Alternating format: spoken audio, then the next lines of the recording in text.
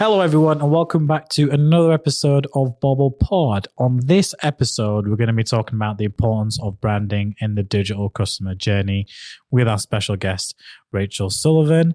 But before I begin, as always, don't forget to like, follow, subscribe if you're listening on Spotify or Apple Podcasts.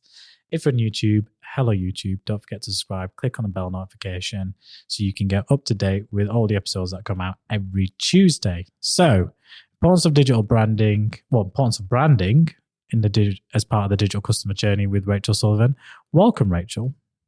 Welcome. Thank you for having me on the podcast, Manny. We were talking about this before we came up to start recording. It's been about 5-6 years, hasn't it, since we last caught up? But I know we've been in contact on LinkedIn. So I know people listen to my podcast and connect on LinkedIn because they then turn around and said, oh, can I be a guest on the podcast? So thank you for joining us. And you are currently MD owner of Theodore Communications, correct? I am, yeah. It's a brand and marketing strategy company that I co-found with Kat Martin, another person from our past. And yeah, we're a small consultancy specialising in brand strategy and marketing strategy. I think it's a good topic because I've mentioned this on a few episodes now about branding. I even did a very, very important episode called Brand versus Performance. When it's not brand versus performance, it should be brand and performance. And that was the whole point of the podcast. But just to give some experience and background of yourself to our listening and watching audience, tell us how you got to Theodore Communications, where you were. Yeah, so I've been in the industry for 20 years now. Hate saying that. Yeah, started in 2003. My experience is pretty much half and half, agency side, half client side. So I've worked for some really big brands, client side, like British Airways, Qantas, Vodafone as head of brand and head of performance. Yeah. And I think what's probably quite different about my experience from a strategy point of view and where I got to strategy is I started in brand just before digital became big, so like 2006, and I got moved onto the digital aspect of the brand team because I was the youngest, and then kind of led to working in social media, performance, one-to-one communications, and then about 2014-15 came back to strategy, got a master's in behavioural psychology to really add to the consumer strategy element, and then went back agency side, and then created Theodore from getting made redundant in the pandemic and having a child and just needing a little bit more control over my work-life balance and hours, but that doesn't always happen being an owner of an agency, but I'm going for it. We literally just, I kind of like, we record a couple of episodes each time we record, and we record every couple of weeks, which is good frequency for us. And I kind of went on a rant, and I'm looking at Callum here on one of the second points, talked about the challenges of running an agency. It was all about recruitment and staffing. Exactly. Honestly, that episode, we're going to bring it out at some point, but if it doesn't make me go viral, there you go. But we're not here to talk about it. We'll talk about your experience in strategy and branding. And it's a great story because, like, as you know, with my background, I left into marketing, as you know, back 2017 now. You know, it makes it sound like these lucky years ago now. It's like, I know, Josh, you left just before I left, didn't you? You left in 2016. That's when I started, 2016. Yeah. Josh was working in the media team video team upstairs where I was in Headingley. And we crossed over a little, I believe. And because I was meant to be in, but I was on dialysis, so I couldn't really be in. And then I decided to go forward Bobble Digital. And I always feel like it's, as you just said, like pandemic, you ended up having a child, so congratulations on that one. And it's something like that spurs you on to say, you know what, F it. I'm going to go forward with it. I have the experience. I have the know-how. I'm going to go forward with it. And you've got to focus on your own brand as well when you're building out. So let me start there. Why Theodore? Tell us about what does that name mean? Oh, good question for the first one. So naming a brand, really difficult exercise. You've probably been through it yourself. Loads of different names. We couldn't really land on one. And then we thought about what are the strengths that Kat and I bring together as a duo.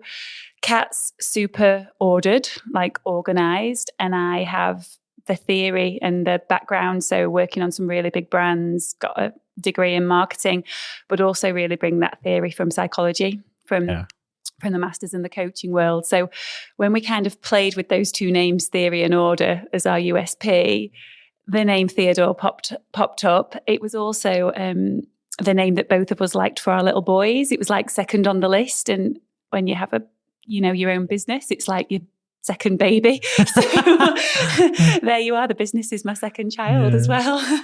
Bobble's my child. It is back to my childhood nickname, Bobble. So mine was easier to come at. I love that. It was, I forget his name now. He was at Inner Marketing, did my branding as well. I'll remember, it is in an old podcast somewhere. But I want to talk about, the art of branding today, what makes a good brand. So tell us a bit about that whole segment. We're in a post-pandemic world. We're in a world where, you see it like Yves Saint Laurent and Burberry, they've become more, I want to say, standardized with their branding and logo, where they're all kind of similar. If you ask me to differentiate between a lot of these high, brands now, the format, the logo is all the same. So what is the art of branding today and what makes a good brand? So probably the best place to start is like a definition of brand and branding. It's an oldie but a goodie. My favourite definition of branding is Anita Roddick, founder of the Body Shop's definition, which is it's the space that we hold in people's minds. And when you think about it, what does the word space mean? It's what are the rational and emotional connections with that brand? So what can we see, hear, touch, feel? What's the experience? And how is that absorbed in the limerick system? Like what's the emotional memory? And that's where brand awareness comes from. So in its essence, it's that space we hold. Now, back when I started out in marketing and worked on the brand team at British Airways, brand was the TV ad, brand was the story that the agency told on TV. Today, brand is not the story. Like, it's so hard to control the brand narrative. Brand is the story that our customers say about us when they're with other people. And that's the space that brand is. It's ever more complex today, but ever more exciting because it's so different. And I think it's interesting you talked about those other brands. I think when the world gets ever more complex, we try and make things simpler. And I don't think that there's a surprise that brands are going back to try and be simpler today visually through their wording, because you're fighting so much harder for that emotional space in that limbic part of your brain. And a lot of that is probably to do with the amount of ads and brands they see every day now compared to what we used to see 10, 15 years ago. We didn't have the tech we have now. When we were at, if we talk about Gen Z and, the next generation, but, when they were like 13, 14, they had mobile phones or on social media and the early adopters of Instagram and TikTok. When I was 13, 14, I'd get on my bike and go ride out and still doing a paper round. So, I had a paper round. Yeah. Good pocket money, isn't it? Yeah. Something the younger generation could learn about in terms of getting some experience. Sorry, Josh is laughing at me. He knows I'm not going to let that one go. Showing our age. But yeah, it's like the differentiation to is that like we were adapted, our generation adapted to technology.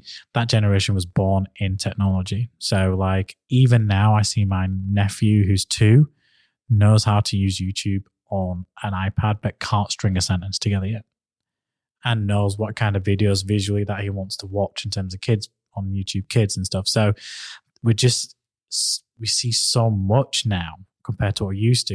You're right. How do you fight for that space? And it comes at seasonal points as well. That's why ads get more creative. And you have John Lewis, who then started to be more creative with their ads to make it more memorable. It's how are you going to stick in someone's head? So what process or system should a company follow to create a good brand? Yeah. So I did listen to the podcast that you've done on brand versus performance. Do you see what I have listened? So the framework that we use for our process with doing any brand strategy is Simon Sinek's 3 circles, the golden circle. So starting with why your brand exists, what's the USP of your brand, what makes it different, and what your company does and for whom. So we do use that framework and we start with that framework, but it's just a guide. Like, what do you actually put and wrap around that process to make it a robust brand strategy today in a really complex world? So how we add to that in our brand process would be, we'd start with the 4 C's. So what is the environment in which your brand is operating in? And would really advocate that anybody starting a brand strategy start there. So those 4 C's being, first up, the company. So what's your company strategy? What's your business strategy? I love listening to what you guys talk about when you're talking about performance strategy. If somebody won't share your business objectives, your financials, we're not going there with them. Like, a brand strategy is part of your business strategy. So we really have to understand the company. At Theodore, we insist at this stage that we'd work with the founder, MD, CEO. I think for brand, you have to be working at that C-suite. Otherwise, it's not going to work, no matter how big the company is. The second C would be what's going on for your customer. And obviously there's a whole minefield of data that you can get there, but what are they saying? You know, the good, the bad, the ugly. If you won't engage in all of that, again, you're turning yourself off to some potential insight there. The third part is the competitor analysis. So who are you competing with? What other space do consumers that you're fighting for? What's the brand message that you're competing with in their minds? What are they saying about? And we do all kind of analysis on what are there, what, how, and why, and are they following the golden circles? And then the fourth element being cultural. So what's going on in the cultural marketplace? And this is where I think brand and strategy get really interesting and important now, and why you have to look at them so much more, because you think about the cultural changes we've had in the last 3 years. Like, when I started out, you looked at a brand strategy maybe on your brand guidelines and redid them every 3 to 5 years. Like, you need to be looking at your brand strategy every year now, because the cultural context that we're operating in, it's like one crisis after another. And it's changing the context in which a brand operates in. So that'd be the first input that we'd look at. So that's the first part of our process. The second part is to workshop the 3 circles, the golden circles for Simon Sinek. And then really, to make a robust brand strategy now, the framework that we use is 4 pillars that then follows that. And I'll try and fit in where performance comes into this. It might be helpful for your listeners. So the first pillar, after you've done your 3 circles, is in this brand framework, is what's your customer value proposition? And that is different from your how, because this is what is the value exchange at its simplest form that you're giving with your customer. And usually it's about meeting a need, and it's usually some element of price, i.e., are you the most expensive and premium in the market, or are you going to discount on price? And that's where the bulk of performance activity comes in. But again, thinking about your customers in that first pillar, they only engage with you in that pillar when they know they've got the need, or they're super rational customers. And my husband is one of these. He won't buy anything unless he's researched it, whereas I'm a more emotional purchaser. I'm intuitive. It's got to feel right. He will research everything. So that first pillar is really nutting out your customer value proposition and getting a really clear statement and offer for that. The second pillar is your disruptor pillar. So this aligns to the how in the Simon Sinek circles, and it's usually a more elaborate, it's where the creative guys or girls get really excited, and it's usually your big above the line campaign or your big disruptive brand message. So what makes you different? What fights for that emotional space and that connection in the mind of the consumer? What will make somebody switch? What's the reason, or how do you create the need you didn't know you had, right? And this is the thing. They're the 2 pillars that I think marketers today still over-focus on. Like, they're super important, but they're where we tend to focus, and most brand marketing tends to focus. Where I get excited is the next 2 pillars. The third one is the authentication pillar. So what's your right to operate in this space? And this is where digital customer journey comes in. This is how you behave. Like, what does your brand do when nobody's looking? What's the customer journey? Like, how do you represent your brand, not just on the ads or on the front of your website, but at all touch points? How do your staff engage with your customers? What are the internal processes? What's your right to be there? What's your environmental stance? What's your heritage? Like the authentication story. And we see that play out a lot on social media. We see that in a lot of like behind the scenes footage or the About Us section of websites. But I think there's a really important place for that in a brand strategy. And then the final pillar is the one that we didn't need until the internet existed, but we massively need it now. And that's your brand affinity. How do you build brand love? And that's your trust builder. So what's the story your customers are telling that you have no control of, but you can be part of? And how do you take that further forward? So it might lend itself to your influencer strategy. It might be your Trustpilot reviews, but it might be how a really good brand like Spotify starts to use that data in their actual customer value proposition and their disruptor one, like the Justin Bieber ad with, sorry, what did you do? Yeah. and I think that's when you ladder all those 4 pillars together, that's what makes a really robust brand today.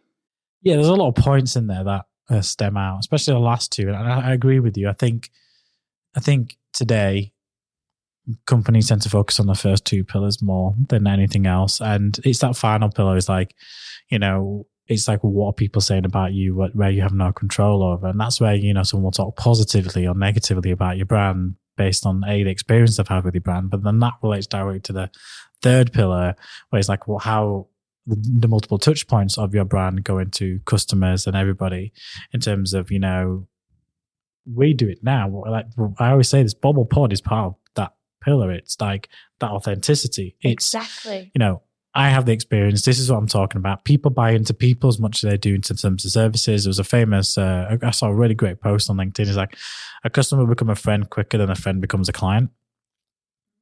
And I was like, okay, that makes a lot of sense, because a lot of our customers have become good friends where we will do things outside of elements, but that's because they've bought into the multiple touch points and that level of service. But it's not always, some elements you have control over, and that's why you need certain processes and systems in place to make sure that everything that's coming from top down is proficient. And some people might say, well, it needs to be bottom up. But there has to be a hybrid model. Bottom up has to feed back in terms of what top down is doing, as opposed to, start from the bottom and build it up. I just think it has to come from, like you said, when you go in, you work with the C-suite straight away, because you want to work with the MD, the CEO, the founders, etc., because they understand why they set up the company. They are the authenticators. They're the ones that have, that they almost are the brand to some degree. You are your brand of, Theodore, you and Kat. I am the brand of Bobble Digital. Elon is now the brand of like Tesla and SpaceX and, other elements. Mark Zuckerberg is the brand of Meta. He gets mentioned with Meta all the time. So you have to apply like a physical person sometimes to a brand, but it's all about the strategy. So you've talked about the 4 C's, the golden circles, and the 4 pillars. So why is strategy and making time for strategy important? Well, I think that comes into what I talked about before around the environment, be changing so much recently. I mean, strategy's always been important in that if your brand and marketing strategy isn't aligned to your business strategy, it doesn't matter what your performance is, it's not pulling in the right direction. Why I think strategy is ever more important now is we're all time poor, and we're even more time poor. And it's really easy to forget strategy in view of tactics, because we want to see outcome and productivity, but we're not always checking we're going in the right direction. And I think back to, I think about a lot of the bigger clients we work with. There's a lot of rework now, and I think we're seeing a lot more rework because we're not looking back to strategy often enough. And I think particularly with how much things are changing, you need to be almost checking in with your strategy quarterly, which is certainly what we'd advocate with clients. I mean, I'll give you one example very quickly now. We talk about brand, and we talk about 2 factors in branding at its core. You've got what's your purchase driver, and then what's your purchase consideration. I've got a 4-year-old, right? Tomato ketchup is like biblical in my house, right? Tomato ketchup, don't they? 18 months ago, my purchase driver for ketchup was, mealtime, food shopping, that's it. See red, know it's Heinz, right? Grew up on Heinz, beans means Heinz, rings in my ear. My only purchase driver, my only consideration set is grab it off the shelf, right? At this point, I think ketchup was £2. It was an amount of money that didn't even register with me. Fast forward to today, totally different, right? My purchase driver hasn't changed. Child still hungry, wants ketchup. My child's 4, doesn't recognise Heinz yet. That's only comes from me, mum wanting to do what's best. My consideration drivers are all different because ketchup's nearly £5 now in the supermarket. Yeah, that face. It's extortionate. Now, at what point in the last 18 months did I just stop automatically reaching for Heinz? And I have. And I've actually gone to Lidl's own or Aldi's own that's only 85p. Now, what Heinz aren't understanding is, think of those 4 pillars that I just said. They had me at all of them 18 months ago. The economy's changed. My share of wallet's changed. £5 now for ketchup. I'm going on authentication.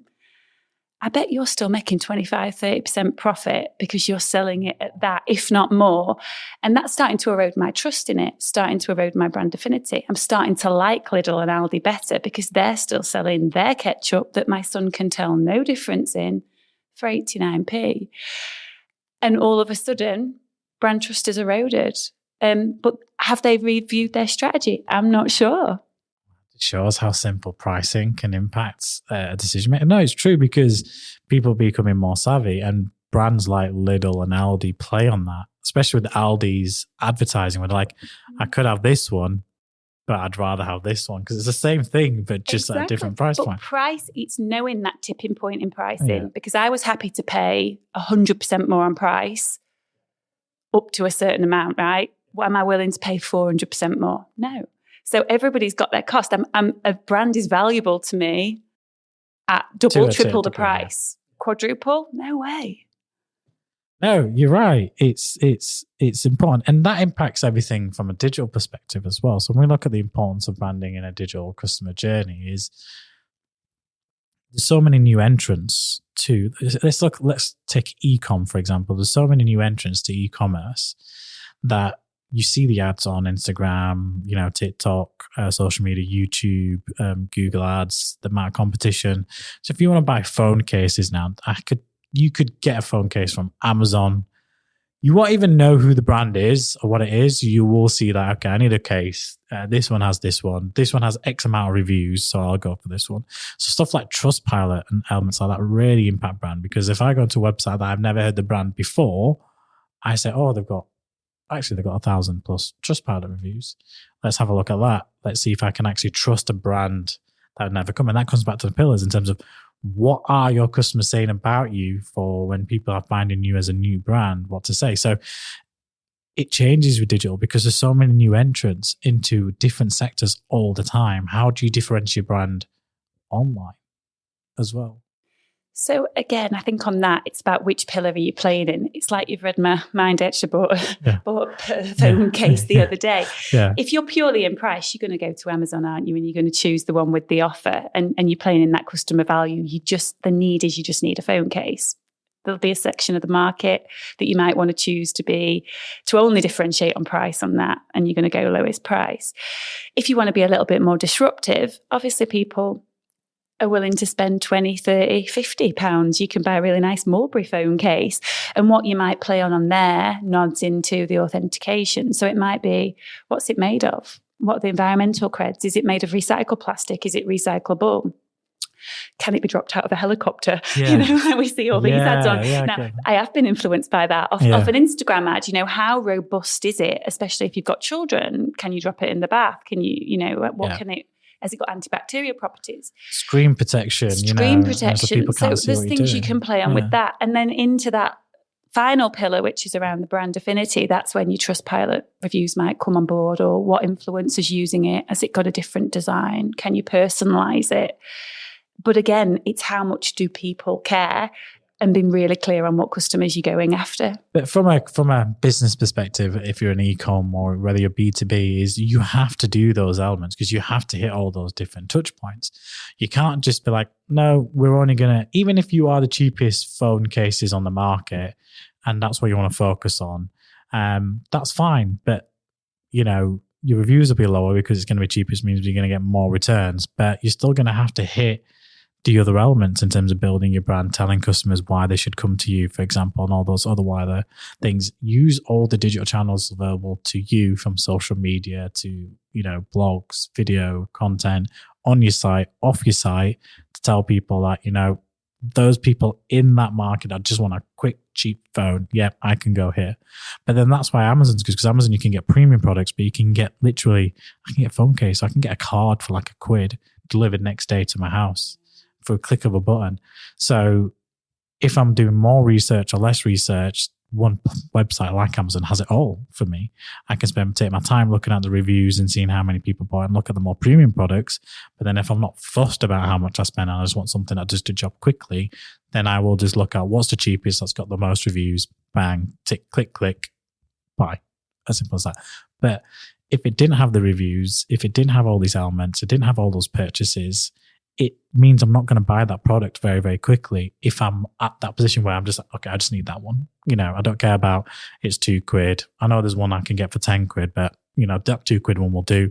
That's fine. Other people said it's okay. If it breaks, I don't care. I can get another one at £2 as long as it lasts me 6 months instead of me buying one for £10 and it breaking after 18 months. The cost analysis then makes a lot more sense and people don't care. So you talked about, and I just want to quickly highlight this, is that people should update the strategy annually, once a year. Before you used to do it every 3 to 5 years, but why annually now? Just because the rate of change is so much faster. That context, the market context that we're operating in, the Heinz example, things are moving so quickly. You can't make assumptions now about what's going on in your customer's life without testing it. And the same with competitors. You might have had a competitor set a year ago that's changed totally now, and then the space you hold in the consumer's mindset has totally changed. Yeah. So we've got to wrap up, but I always ask every one of my guests if there's one tip or takeaway you want the audience to leave with from this podcast, from everything you mentioned today, what would it be? I'll throw in a new one. Okay. About the digital journey and branding. And I think this was something that I was schooled on, when I was just started out in the industry. And I think it just gets really overlooked today. I think if you work in marketing now and you're working on a brand, I think you should order your product every week or every month minimum and do the service. I think we make assumptions in the customer journey, particularly where brand is concerned, that things are happening and that the consumer is getting a certain experience. You would be shocked. I think most clients are shocked when the first thing we do is we order the product and then we order it again a week later and we order it again the week later, and we show how the journey differs, what the packaging looks like, what the email journey was, map it all out. And I think when you actually get into the habit of looking at that month on month and seeing what the customer sees, you will spot really quickly where brand falls down across that entire journey. I think that would be my top tip for anybody in marketing. Order your own product like a customer does, yeah. and literally lay it out as a journey. There's a film with Anna Hathaway and Robert De Niro called, I think, is it The Intern? Yeah. She did that with her product, then went straight in because she wasn't happy with how it was packaged. So she was ordering products as well. So interesting when he said that, it reminded me of that. First thing we do, and there's always 4 changes to make straight away, where the client's like, no, that's not the packaging. I'm like, but that's the packaging I got. We haven't paid for that packaging. We've paid for that. Well, what's gone off? Also, when you get your emails, reply to the email, look at this email, go through it. There's holes everywhere in the journey that need to be tightened and tweaked. So that would be my top tip. Consume the product. Consume the product that you provide to customers. Much more difficult from a B2B perspective. You're not going to order your platform or software, but you should be using your platform and software and getting other people that you trust to use it in feedback, or have high value customers to feedback, or even give your product free to a few people on the basis that they're going to feedback every week or every month in terms of the problems they're facing with the platform or service, if that's what it takes to make improvements. Just on that, one of the services we offer for B2B clients is that we'll do customer interviews with their clients, because when you as the provider of the service ask for feedback in a B2B environment, people are usually too nice. And so what we do is we do a service where we'll actually quiz your clients for you. I use the behavioural psychology to really get in and go, what could they improve on? And so that's quite a nice option as well. Yeah. Third party input.